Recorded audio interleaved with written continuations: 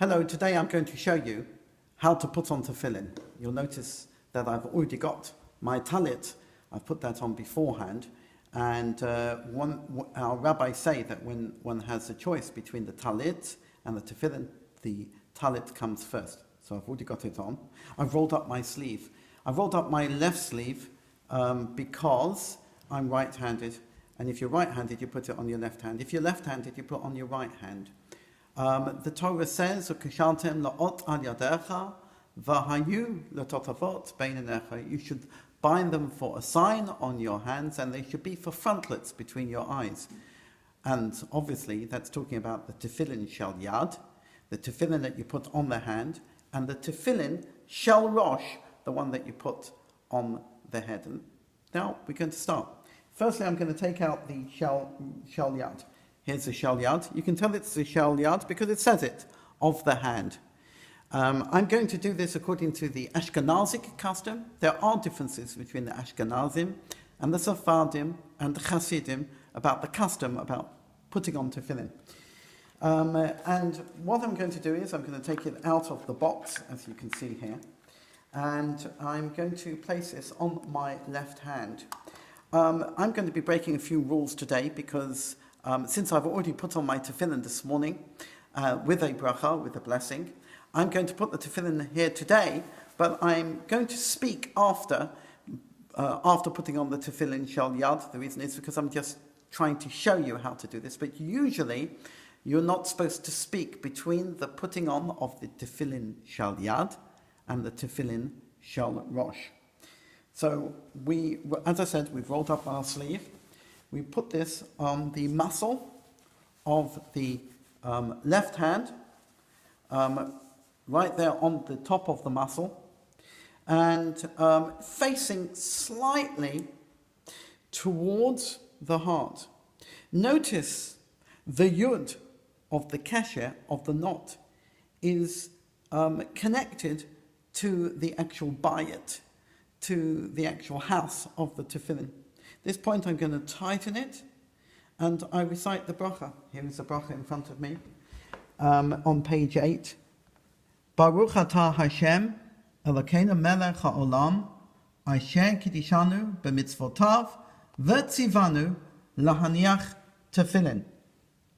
Notice I've now tightened at this point, and I one turn around, I wind the ritzua, the strap, around this arm, and then I wrap it 7 times on this forearm. As I said, usually I would not be speaking at this time. I'm only doing so in order to help you and show you how to put on this tefillin.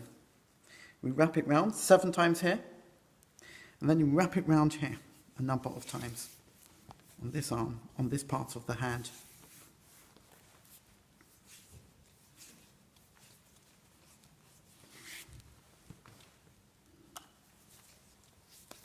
And then take out the shel rosh. Notice it says shel rosh here, off the head.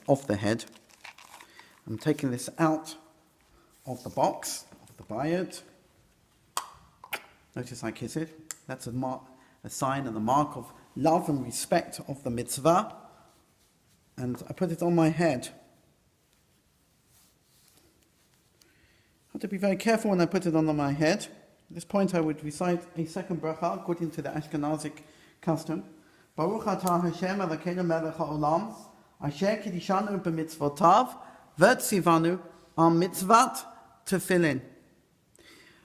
Notice that I don't put it on the forehead. I don't put it down over here. It has to be above the hairline, but it also has to be directly in the middle, between your eyes. Bein einecha. Is it between your eyes? Yes. Thank you. At this point, I will also show you that it's just above the nape of the neck on the back. That's where you have the knot. Notice also that these 2 straps, they come down in the front.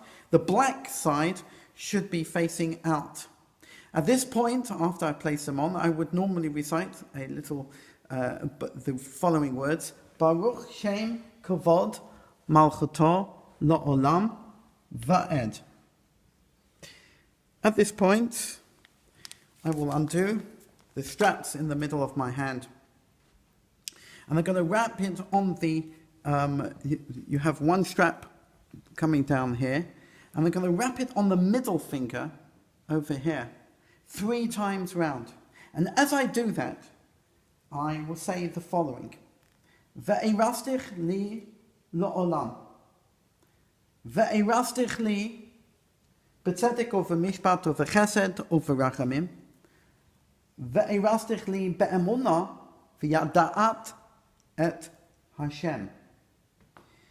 At which point I bring the ritzura behind up to the second finger, and bring it down into the middle, and then I wrap it round the middle again. It's important to note that with that I have created a shin over here and a daled over here. Shin, daled, and you've got the yud to be found over here. Shin, daled, yud makes up God's name, the Almighty. This is how I would pray normally.